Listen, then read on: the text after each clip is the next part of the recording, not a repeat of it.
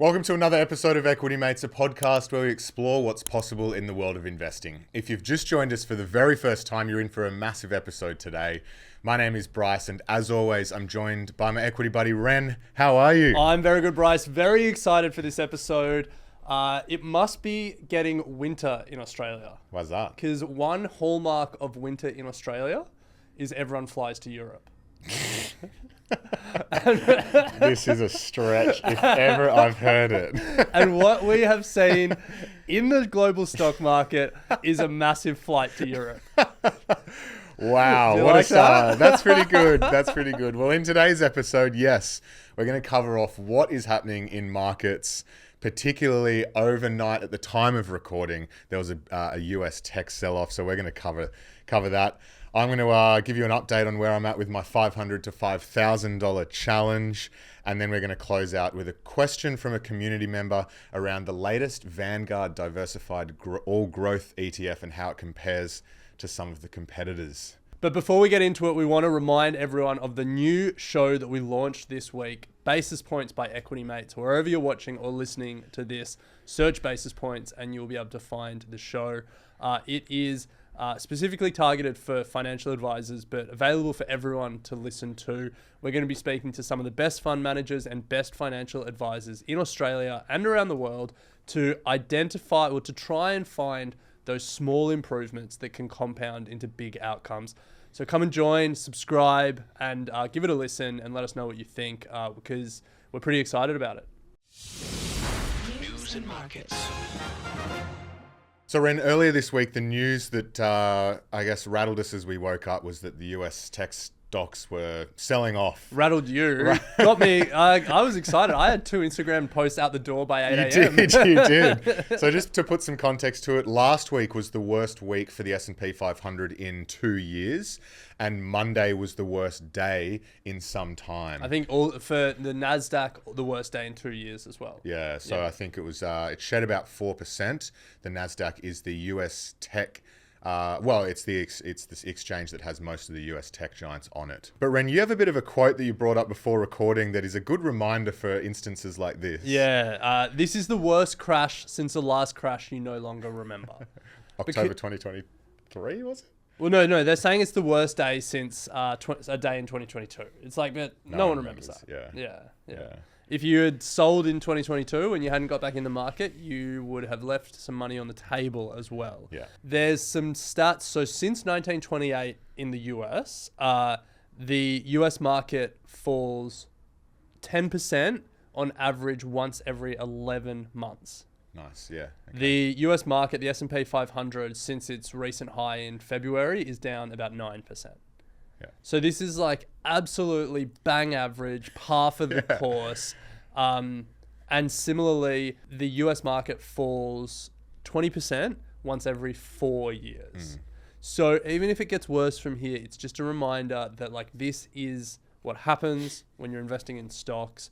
It is bang average. It is normal. It is not to panic about, but you wouldn't know that if you looked at financial media. Yes. $750 billion lost, worst day in years, panic. Like they're the headlines, but that's because the media incentive is to get clicks. Yeah. Downloads. They make money. Which is why we're starting our show with it as well. Yeah. Well, I think that is the context in which we want to talk about this because it's important to remember that like, this isn't unusual, but what these moments become a buying opportunity. And it might fall further from here. Yeah. We're not saying this is the bottom, but like start thinking buying opportunity. Absolutely. Well, we're going to have a look at some of the stocks that have really taken the tumble in a moment, but it's worth just touching on why this is happening. Sort of 3 key reasons. Obviously, Trump is really out there pushing his tariff agenda. And the market is, I guess, digesting what that actually means. A, whether or not they're all going to come to fruition. Yes. And B, if they do come to fruition, what impact that is going to have on economies around the world. The second component is Trump has acknowledged that some of his policies might actually cause a recession. Yep. That is what's getting markets most worried. And that's what we saw really come through earlier this week. But also, Ren, the way you started the show, there is a rotation now out of the US stocks into Europe, into the UK, and also into China. China as well. And we've been speaking about this on the podcast this year. You know, we did that segment on European stocks ripping. The European stocks 600 index is up over 10%, whereas Australia and the US is basically flat. Well, then it was flat. Now the US is down. China, well, not China, but Hong Kong is up, what? It was 17%. We've spoken about that. So it's a reminder that over the long history of the stock market, different markets will have different decades where they outperform. Australia has had a couple of decades where it's been the best performer. The US is obviously, different European markets have. But it's rare that markets go back to back. And so the 2010s was the US's decade, no doubt. And the 2020s started pretty well for the US as well.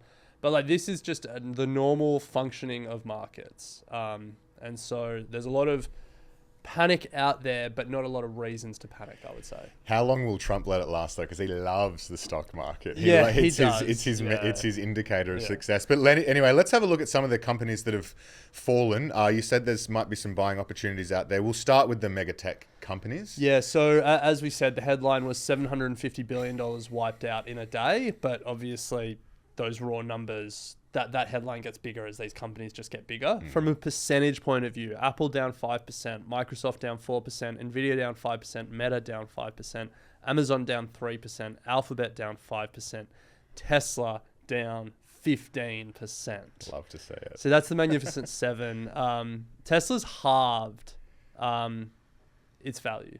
In the last month, it's down 36%. Yeah. It's wild. Yeah. Yeah, it's almost wiped its entire gains for the last year. For the last 12 months. Yeah. Yeah. I think people are using that stock as a voting machine against Elon at the moment. That's pretty clear. Yeah. Well, I also think a number of potential car purchasers are using their wallet as a voting machine, absolutely. Especially in Europe, as we've spoken about. Sales are down across the board. Yeah. Did you see that that photo from one of the Tesla factories? And it was like an office window, and someone hung a sign out the window saying, "We hate him too." Really? Yeah. Wow. I get, yeah. Yeah, it's going to be fascinating to see what happens with all of this. But anyway, those are the big tech stocks, but it didn't stop there. Some other notable names. Reddit was probably one of the biggest fallers, or was the biggest faller on the S&P 500, down 20%, along with Robinhood down 20%. Palantir down 10%, Affirm down 10%, Novo Nordisk down 9%, Eli Lilly down 5%, which is pretty interesting. That Eli Lilly didn't fall as far. Yes. ASML down 7%. The big investment banks, Morgan Stanley, Wells Fargo down 6%, Goldman down 5%. Doesn't stop there though. China Tech, PDD down 4%, Tencent down 4%, Alibaba down 6%, Walmart down 4%, and of course cryptocurrency, Bitcoin fell below 80,000 USD. So Coinbase was down 18%, and MicroStrategy, or Strategy as it's now called, was down 17%. Yeah, ironically, Bitcoin was only down 2% on the day, but Bitcoin's fall happened earlier. It was down, like 13% in the past 5 days. Yeah. So, look, some pretty interesting opportunities there to keep an eye on. Well, let's close this segment out. Well, we should say not everything went down. A few stocks went up. Anything European went up. The European, but listed in... sorry, that's not true, because Spotify was down 8%. True. Yeah. But we definitely saw a flight to Europe. You can see a lot of the, I guess, more boring European brands went up. You know, Nestle was up, Unilever was up.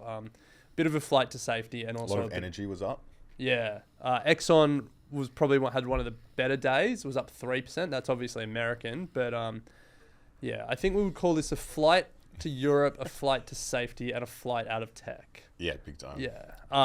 Berkshire Hathaway up 0.3%. Yes, love to see Slow it. and steady, Buffett. Slow and steady. It's up 10% year to date. Slow and steady. Yeah. So let's close this segment out. Obviously, everything we speak about here is general advice only. We're not aware of your personal financial circumstances. But what stocks are top of your watch list if this does become a bit of a buying opportunity? Well, I'm loving Eli and Novo. Good opportunities there.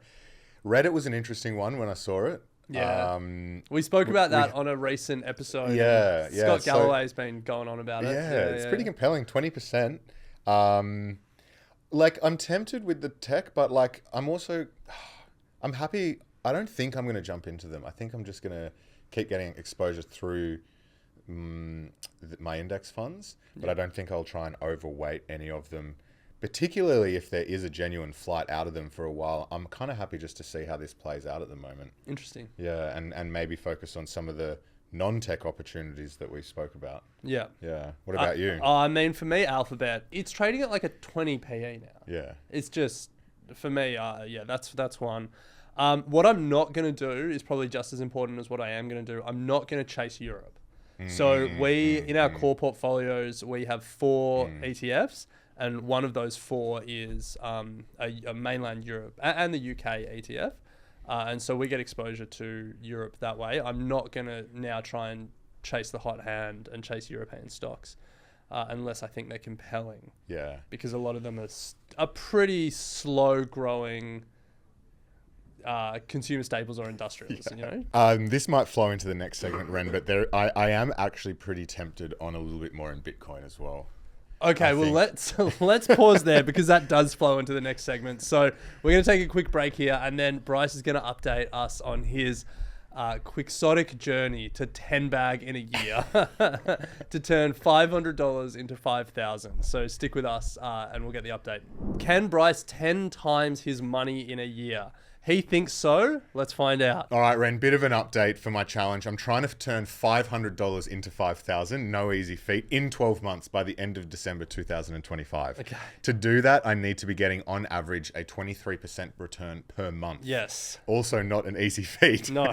Now, I finished February just slightly off track. 21% was my return. Okay, that's good. I was pretty happy with that. Yeah. Bit of a roller coaster. So Super Micro, I was in on that.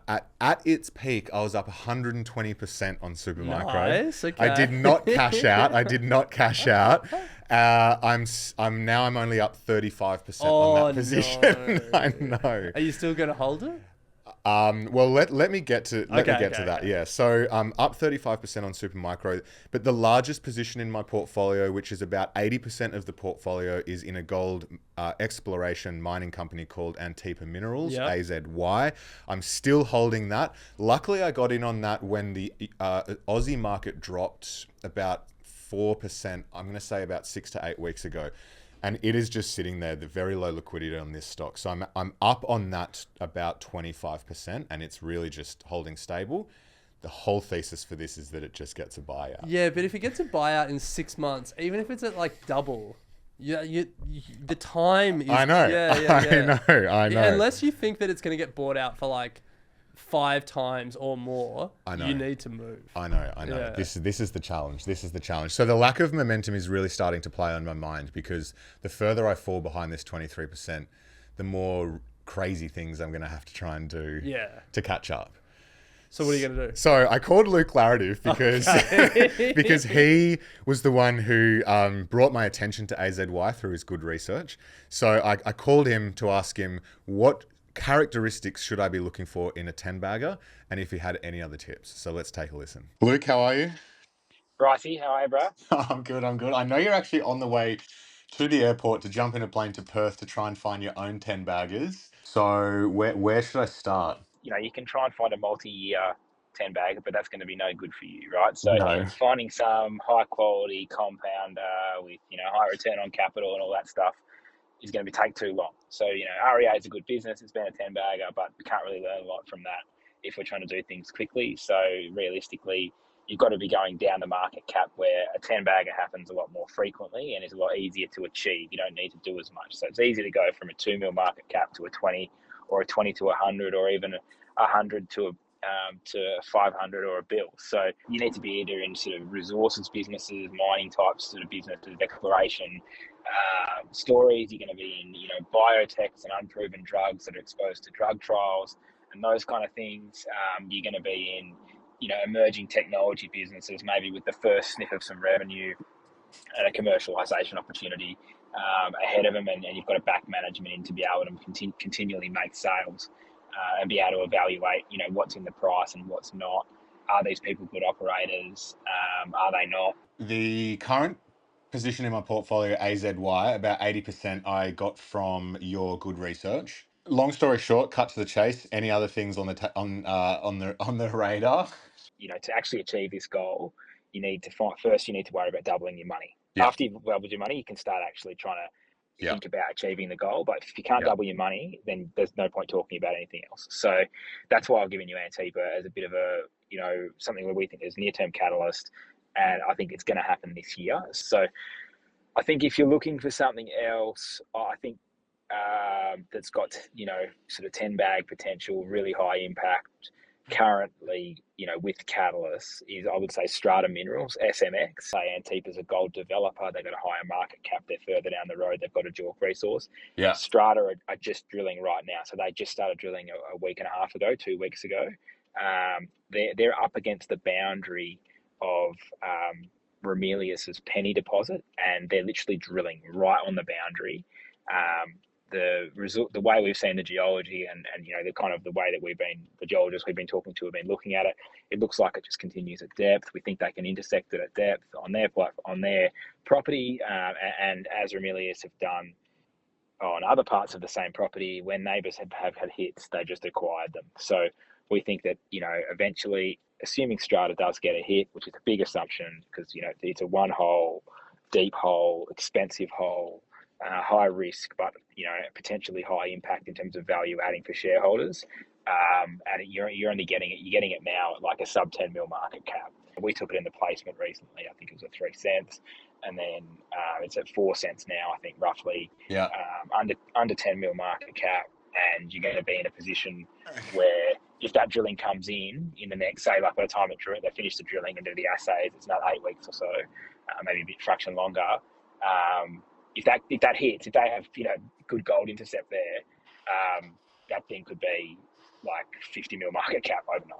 Wow. Okay. So what's the so just so for my own learning, like the drill process really 6 weeks, and then labs and bits and pieces. So yeah, so you can't just apply that blanket though, right? Of course, it depends on yeah. where they're drilling, what the rock they're drilling through, what kind of drill core what kind of drilling is it, diamond or RC, or what are they doing, and then also how deep they're going. Obviously, it takes longer to go deeper.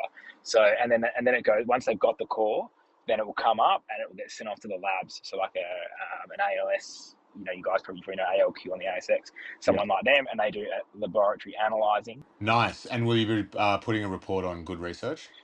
It's going on Good Research this week, my friend. So I Nice. think, in fact, by the time people are listening to this, I think it will already be up. Nice. So if you subscribe, you'll get access to that report. The upside here, if the drilling goes well, as you said, 7 mil market cap or thereabouts, pretty decent upside. What do you think about the downside if the drilling comes out to be a waste, or just not the result they need? You're going to be in a position where they're going to need to do a discounted cap raise. The share price will probably sell off. Right.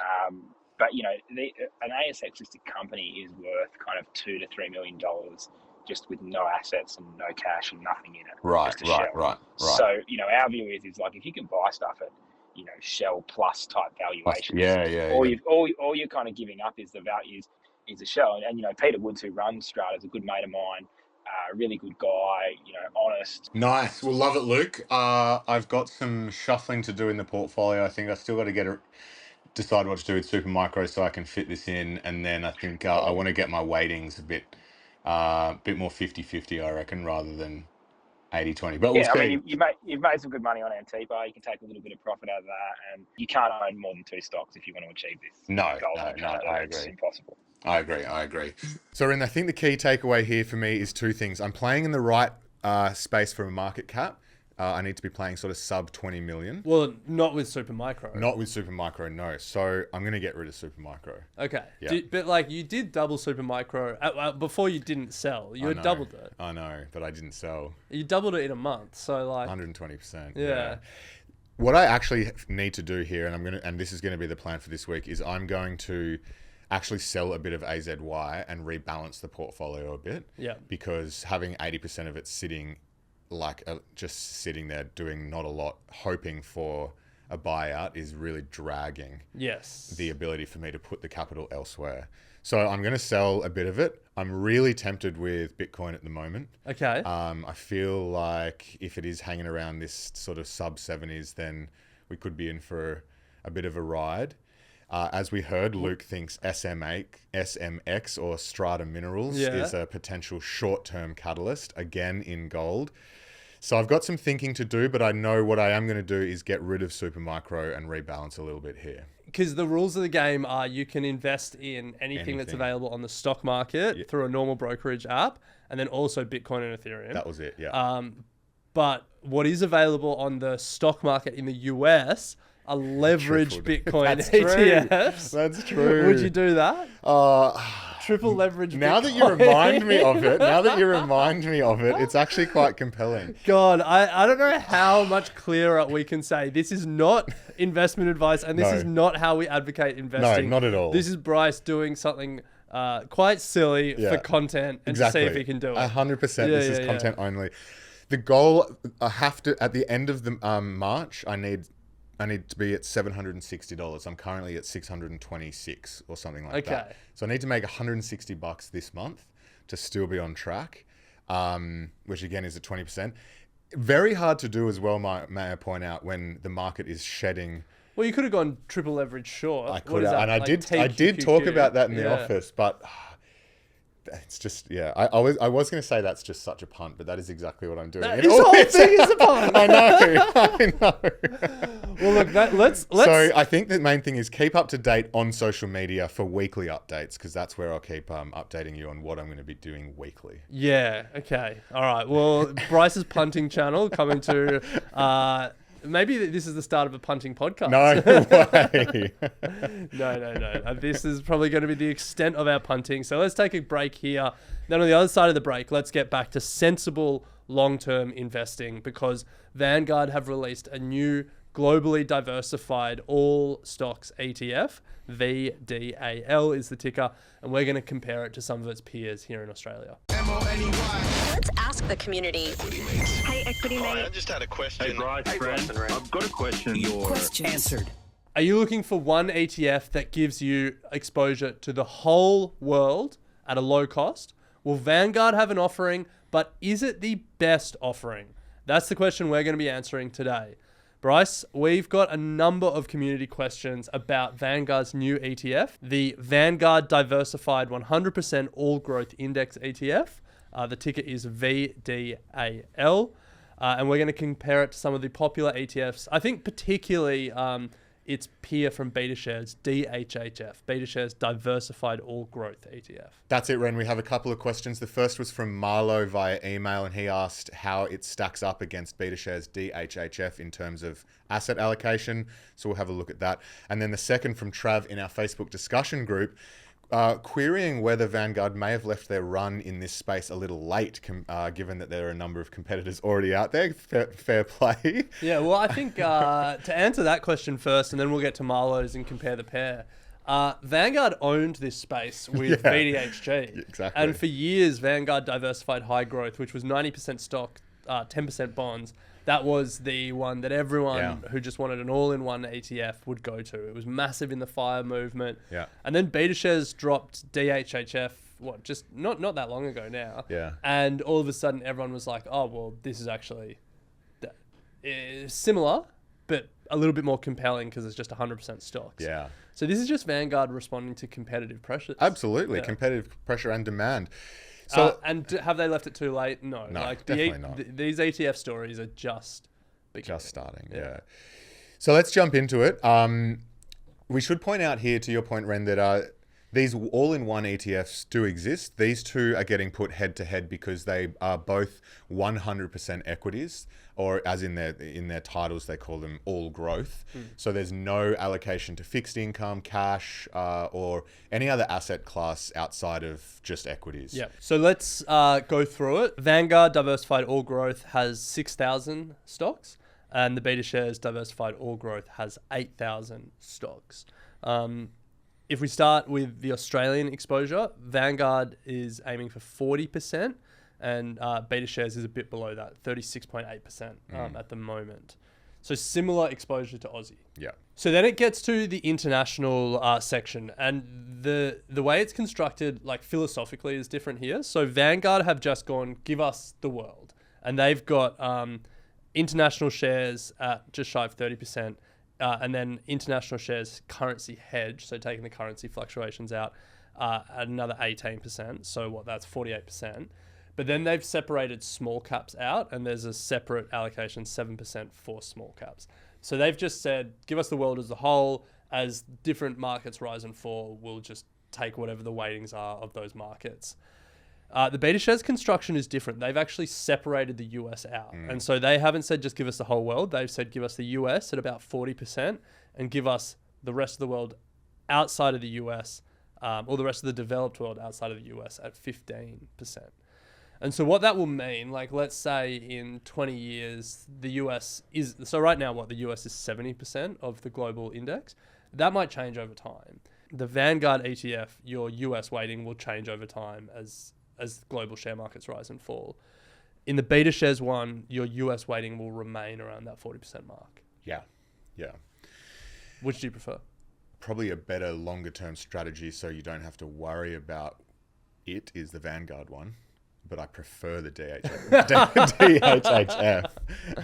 Nice. If that makes sense. I think the important thing to note today is that your US exposure is similar, because if we say that you roll up those Vanguard ones, it's about 55%. And if the US is about 70% of the global index, then that works out to be about 38% weighting to the US. Yeah. Compared to 40% for Betashares. Yeah. So right now it's the same. Over time, the Vanguard one might change. The Betashares US weighting will remain, unless they actually go in and change their target weightings. Yeah. And then to close out, they both have exposure to emerging markets. The Vanguard ETF is 5.5%, and for Betashares, it's 5.8%. So if we pause here, I would say pretty similar. I don't think either of these are a bad option. I think understanding that nuance of how the US is constructed in both ETFs matters, but it only matters in the margins. So right now I would be saying, to these questions, which one would I be choosing? How does the asset allocation stack up? Like, they're all much of a muchness. And it's not a massive difference, but where the difference comes for me is fees. Yeah, so Vanguard is 0.27% management fee and Betashares is 0.19%. Surprising from Vanguard.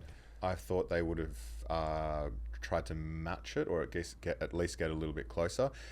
Maybe in there they're doing things like hedging and whatnot, so there might be, for that reason it might need to be a little bit more expensive. But if you're doing head-to-head, it's hard to go past that management fee of Betashares. Yeah, and there are two arguments. You could say, they're both pretty low in the scheme of overall ETF fees and overall managed fund fees, like 0.19% or 0.27% are both good, sure. But the other side of the argument is, why would I pay 50% more in fees for something that is essentially the same product? Yeah. So whichever side of that argument you fall is completely fair. Whichever product you choose, they're both great products. But yeah, for me, DHHF, and to be honest, GHHF, the moderately geared version of this Betashares ETF, probably slightly have the edge for me. That would change if the US absolutely tanks, though. Could do. It's good to see a bit of competition, though. So we love seeing new products come to market that just make it even easier for retail investors to build wealth over the long term.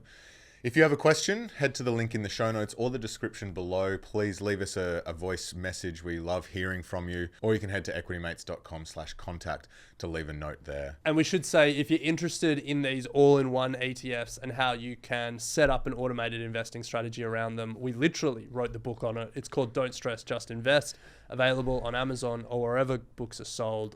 Link is in the YouTube description and the show notes as well. So, should give that a plug. Give it a plug. That's it. Go and buy it. If you take a lot of value from what we do here at Equity Mates, we would appreciate if you could take 2 minutes to just rate our podcast and leave a review. And just a reminder to go and check out our latest show in the Equity Mates Media Network, Basis Points. It is designed for financial advisors, but accessible for everyone. Some of the content on there is really, really good. So make sure you go and check it out. It's going to be live wherever you are listening to Equity Mates right now. But Ren, that brings us to the end of today's episode. We'll pick it up next week. Sounds good. I will say this about investing. Everything you do learn is cumulative. What I learned at 20 is useful. Equity.